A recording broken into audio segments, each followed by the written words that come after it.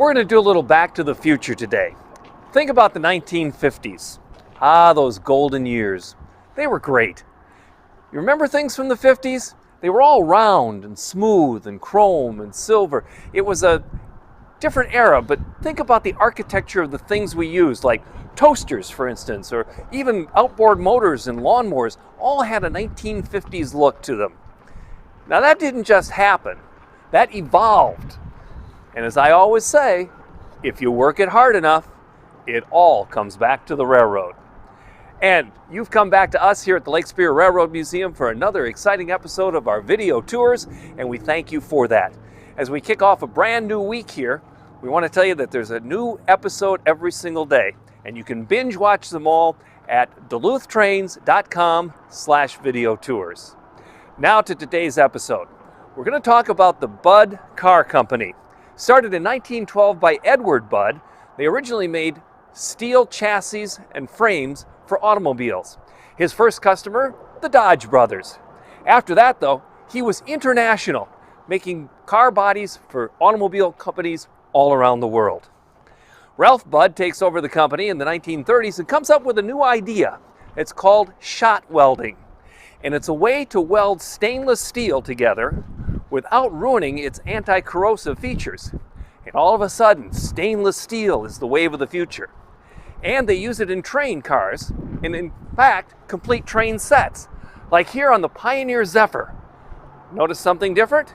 It's streamlined. Not square and boxy, but round, aerodynamic, smooth, and fast. And that was the impression that it gave, speed.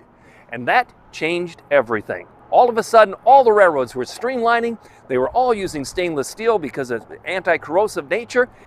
And that led to the 1950s, where everything was streamlined, just like the railroads. The Budd Car Company is also known for something else, and that was invented in 1950. And it was one of these, a rail diesel car, based on the concept of an all-in-one self-contained unit. This was already being done on subway systems around the world. In fact, Budd was making many of them. What they came up with that was different was this, the rail diesel car. It was because on branch lines, the railroads were having a problem. Passenger counts were going down, ridership was declining, and it was very expensive to run the branch lines with a full train crew. The beauty of the RDC, instead of an engineer, a fireman, and several conductors, you could run it with just 2 people. An engineer and a conductor. All of a sudden, the branch line is a lot more efficient.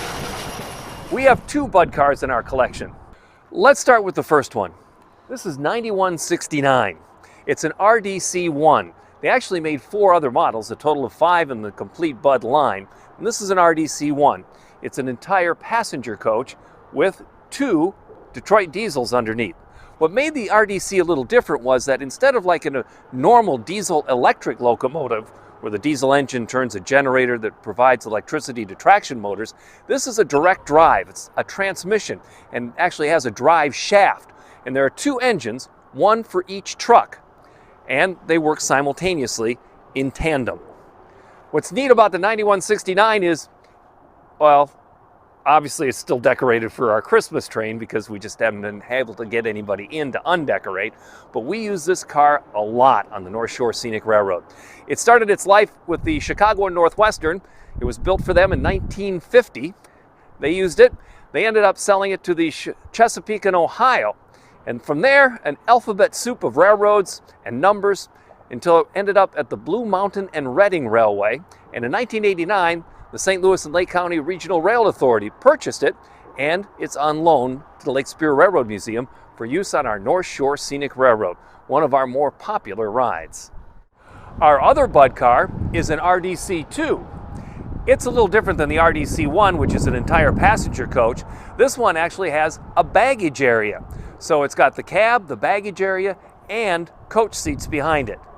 These cars, by the way, were omnidirectional. All the engineer and conductor had to do to go in the other direction was to walk from one end of the car to the other, which made it very easy, as I said, designed for branch line use. This one ended up in Alaska after starting its life in 1951 with the New York Central. Again, an alphabet soup of railroads followed, ending up with Amtrak, where it was rebuilt and then sold to the Alaska Railway, which was used on their branch line in what was known as flag stop service, where there really wasn't a station, just an agreement that we were going to drop you off at this rock or this tree or this lake or this cabin, and we'll pick you up sometime later. And that is exactly what flag stopping was all about, and these cars in Alaska did that on the Alaska Railway. And in Canada today, they still have flag stop service using Bud cars on the line from Sudbury to White River. This particular car is now owned by the Eagle Cove Camp and Conference Center in Tomahawk, Wisconsin, and is on generous loan to the Lake Superior Railroad Museum for use on our North Shore Scenic Railroad. Here's something else about the Bud cars that were really unique and made them so versatile. You could MU them together. Here you see our two coupled back to back, and what was great about that was they could travel together all in unison with the MU feature, and then one car could split off in one direction on that branch line, another could split off on the other for another branch line, making it continually versatile for the railroads that ran the Bud cars. About 300 of these were made, and they're still being used around the world, as I said, even in Canada to this very day. It's appropriate that we run Bud cars on the North Shore Scenic Railroad because from 1953 to 1961, when this was a DM&IR property, their last passenger equipment was one Bud car. And we even recreated this picture scene with our equipment in a color version. You can ride these cars on the North Shore Scenic Railroad, and we hope someday you'll be able to come and do that. In the meantime, though, we're all in this together, so all together with me, wash your hands, cover your coughs, don't touch your face. If you're sick, stay home, and always take care of each other.